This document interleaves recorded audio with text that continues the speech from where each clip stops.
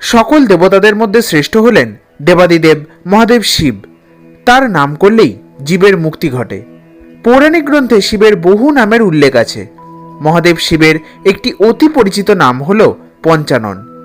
পঞ্চানন কথার অর্থ 5টি আনন বা মস্তক যার। পুরাণের মতে মহাদেব শিবের 5টি মস্তক বিদ্যমান। এই 5টি মস্তকের নাম সদ্যজাত, বামদেব, অঘোর, তৎপুরুষ ও ঈশান। মহাদেব শিবের পঞ্চমস্তকের শাস্ত্রীয় ব্যাখ্যা খুবই গুরুত্বপূর্ণ। শাস্ত্রজ্ঞ শৈব পণ্ডিতদের মতানুযায়ী মহাদেবের 5টি মস্তক পঞ্চমহাভূতকে ইঙ্গিত করে। মহাদেবের 10টি হাত 10টি দিককে নির্দেশ করে।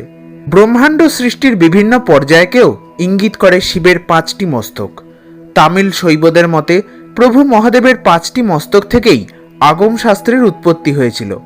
শিবপুরাণ মতে মহাদেব শিব তার পঞ্চানন স্বরূপেই সমগ্র জগতের সৃষ্টি, স্থিতি, বিনাশ করেন। শিবলিঙ্গের মধ্যেও পঞ্চমুখী লিঙ্গের অস্তিত্ব আছে। পঞ্চানন স্বরূপে মহাদেব পরম সত্যরূপে প্রকাশিত হন। ধর্মগ্রন্থ মতে মহাদেবের পঞ্চানন স্বরূপের কথা শ্রবণ করলে ভক্তরা পুণ্য লাভ করেন। শিবকথা ভক্তদের সকল পাপ বিনষ্ট করে। জয় শিব শম্ভু, হর হর মহাদেব।